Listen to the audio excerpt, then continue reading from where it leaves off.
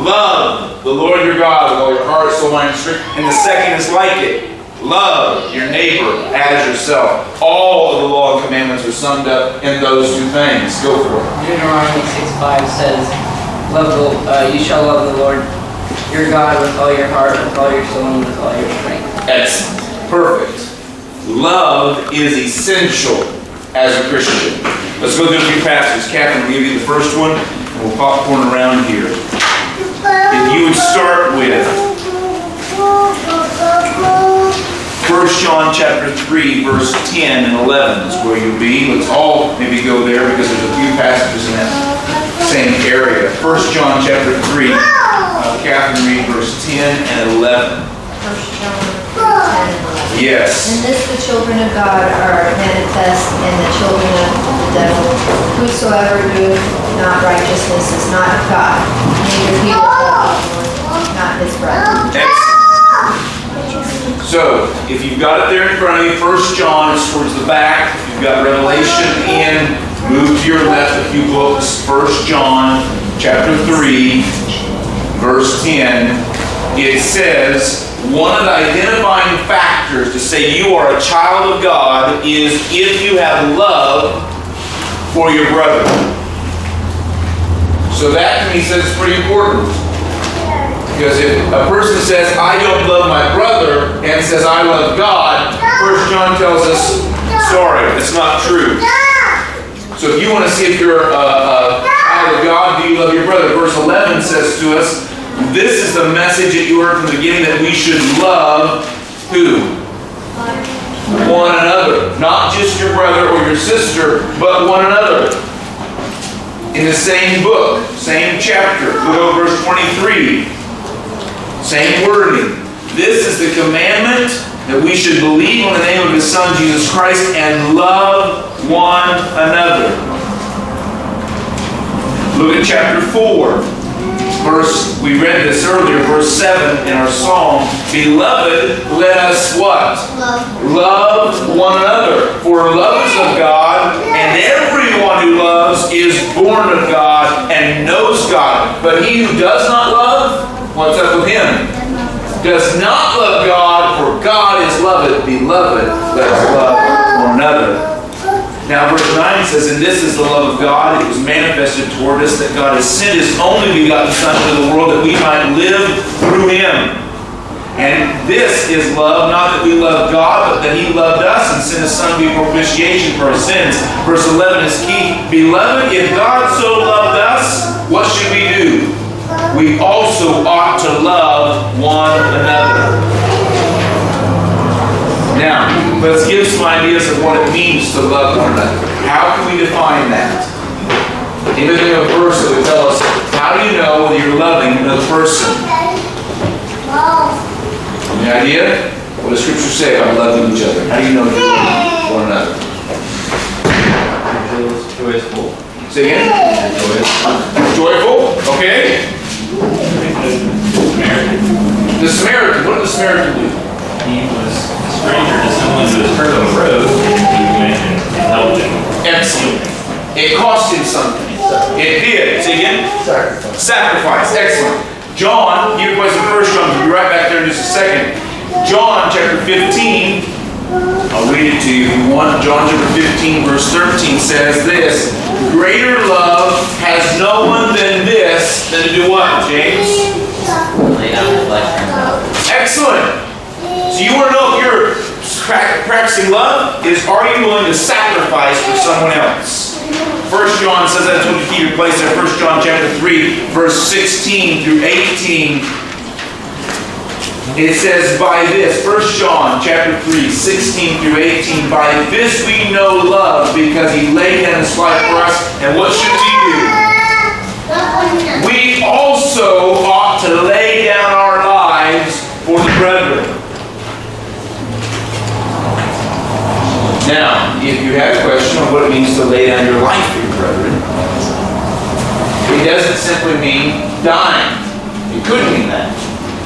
But John gives us more information in verse 17. How can Adam Bridgewater know if he's willing to love his brethren? Well, if he sees, verse 17, that he has possessions. He's got goods, verse 17 says, and then he sees his brother over here who does not. He's in need. And Adam says, I've got it. He needs it. I'll give it to him. What does that mean? The love of God abides in you. But if Adam sees his brother that has a need and he shuts up his heart, verse 17, he does not provide for him. He says, how does the love of God abide in you? So greater love than anything is to sacrificially give to each other. So quickly ask yourself the question. Even this last week, have you practiced sacrificial love towards anyone? Anyone. Whether it be a co-worker, a friend, a brother, a child. Are we demonstrating and practicing love towards each other? Not just in word. Because words can be cheap. We can say to our children, we love you, but do we demonstrate it? That's what verse 18 of 1 John 3 says. My children, let us not love in word or in tongue. It doesn't mean don't tell your children you love them. The emphasis, though, is that do it in deed and in truth also. Back up your words of love and of affirmation. It is nothing for us to sit around here and tell each other, I love you, I love you, I love you, if after we leave here that is not demonstrated. And that's where hypocrisy comes in. And I want to spend a little time talking about hypocrisy, but I want to get one more point before we do. Look at Luke chapter 11. Luke chapter 11. I want to address the idea that it's possible that we do good things, but love be absent from it. That we can do good deeds, but love not be the motivating factor. Here's what Jesus tells the Pharisees in Luke chapter 11, verse 42. He says, woe to you Pharisees! For you tithe, mint, and rue, and all manner of herbs. So we're using tithing or giving, offering to the church. But you can apply it to any type of sacrificial giving that you might do. They were practicing tithing. But he says you do that, but you pass by justice and, what's that next phrase? The love of God. You pass by justice and the love of God. Meaning you're giving money, tithe, that you're supposed to be giving, but you passed over the love of God. The love of God is not there. And that's why Paul also says in 1 Corinthians, it says that God loves what kind of a giving? Cheerful giving. So if we are serving each other and giving to each other, but it's with grumbling in our heart, God says, you missed me. And that's what 1 Corinthians starts out with in chapter 13. I'm going to turn there, but you probably know it. 1 Corinthians 13 says this.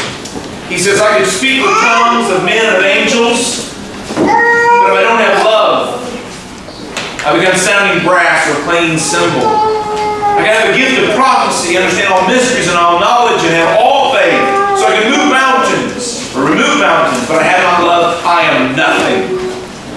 And though I bestow all my goods to feed the poor, meaning I'm Adam and I see my brother here as need, I give to him, but I don't do it with love, it has profit me nothing. Love is essential for us as Christians. It should motivate us to act. And what should stir that up within us? The love of God, how rich and pure, how measureless and strong. The love of God is what should move us to love each other. When we taste and see how amazing the love of God is towards ourselves, we shall allow it to pour out to each other. Now I'm going to give you 3 things that I want you to be careful when it comes to hypocrisy. Because if we look at our lives very closely, probably each of us could see a level of hypocrisy as a Christian. We don't truly practice what we preach. And I'm going to give you 3 of them that I want you to be careful of. The first is in Galatians chapter 2. Practical ways that we can love with hypocrisy. Galatians chapter 2. This story starts in verse 11. I'm going to read through verse 13, but it does go on from there. But here's the story. Galatians 2, 11 and 13. You'll be familiar with it. You have Peter. And Peter is sitting down. He eats with the Gentiles and fellowshipping with the Gentiles. And they're kind of like a family. They get along and everything's going well. But the problem comes when James, who is a leader of the church in Jerusalem, comes along. What does Peter then begin to do? It says here, verse 12, before certain men came from James, he would eat with the Gentiles, but when they came, he withdrew and separated himself. And it says in verse 13, the rest of the Jews also played the what? Hypocrite with him. So that even Barnabas was carried away with hypocrisy. So what were they doing? Well, these group of people that Peter was afraid that he was fellowshipping with them when these church leaders came around, they might think less of him. So he said, well, no, I'm not friends with them. No, I would never eat with those guys. He's playing a hypocrite. And when I think of that story, I think back to high school. And I think of the times where, there are cool kids and there are not so cool kids. We have little cliques we have in high school. And so maybe when none of the cool kids are around, maybe I'll be buddy-buddy with some of these not so cool kids. We'll talk and play, but whenever the cool kids come around, what do I tend to do? I don't associate with those guys. Because if I do associate with them, what's happened to my status now? I'm no longer in the cool kid crowd. I'm over here with the not cool kid crowd. And as Christians, we have to be careful.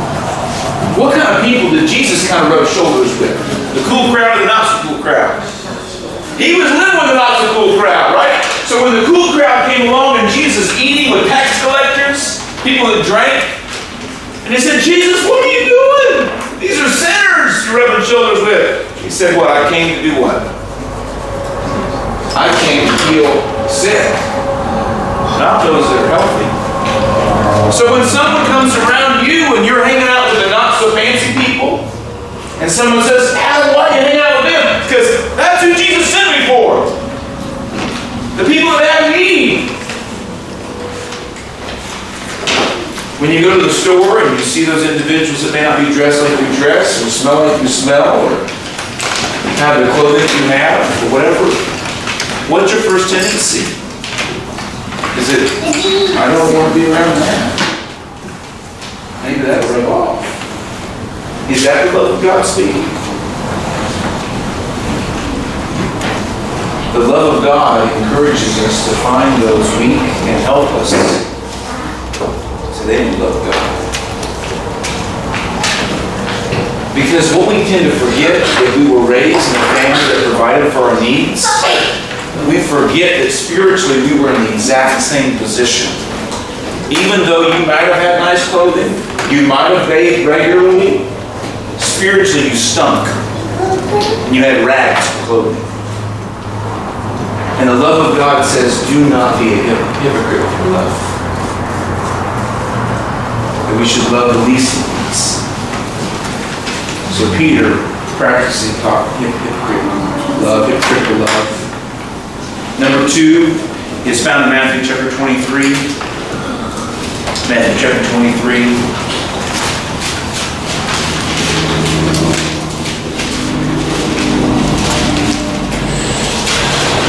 Verse 26. I'll start in verse 25. Matthew 23:25. Woe to you, scribes and Pharisees, hypocrites! Will you cleanse the outside of the cup and dish, but inside are full of extortion and self-indulgence. Blind Pharisee, first cleanse the inside of the cup and dish, that the outside of it may also be clean. Woe to you, scribes and Pharisees, verse 27, hypocrites, for you are like whitewashed tombs, which indeed appear beautifully outwardly, but inward are full of dead men's bones, and it's all uncleanness. What that means to me is that we can do a great job at coming to church on Sunday morning, put on our shirt and our tie, look really nice, put a smile on our face, but then outwardly or inwardly, we're not. What came to mind when I was thinking of these passages is I was thinking of social media. And so I went through this morning and looked at what all the social media things are. I don't know them all, but like Snapchat is whatever. We have Twitter, Facebook, Instagram, YouTube. There's lots more probably out there. But I don't have access to all of your accounts. But I'm curious, if I did, and I saw what you posted, or what you liked, or what you Snapchatted about, would that display the love of God? Or would you be a little ashamed of the things that you've said, the things that you posted, the things that you liked? What does your secret life look like? Is it consistent with what you portray externally? Because we can be hypocrites like that. And we may not be so concerned about it because no one else knows it's there. But we know somebody that does know. He knows our inward thoughts. So I just want to encourage you that if we're going to practice this thing called love, it's love that starts inwardly and flows out. Not a fake facade outwardly that we think, I hope you believe me, but it's not really true inside. Hypocrisy. We talked about last night, kind of a joke, about the phrase Jesus said, the first will be last, last will be first. And so we thought, what about that right there in the middle? Mr. Pennington was quick to say, the Church of Laodicea, which is in the middle of the churches that he's talking about, is a church that is lukewarm. It spews out of the mouth. And I think to myself, I don't want to be a Christian that's on either the middle there. I like to be powerful. Hopefully we are hot for Jesus.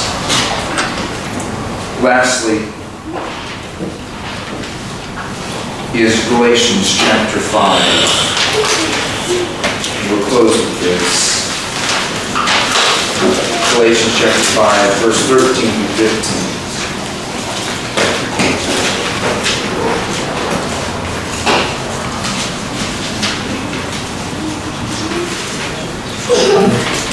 It says, for you, brethren, have been called to liberty. Only do not use liberty as an opportunity to the flesh, but through love serve one another. For all the law is fulfilled in one word, even in this, you shall love your neighbor as yourself. Verse 15, but bite and devour one another. Beware, lest you be consumed. That's maybe some graphic terminology Paul's using. Biting and devouring one another. It helps understand what he's trying to say there. Yeah. Yep. Yep. Yep.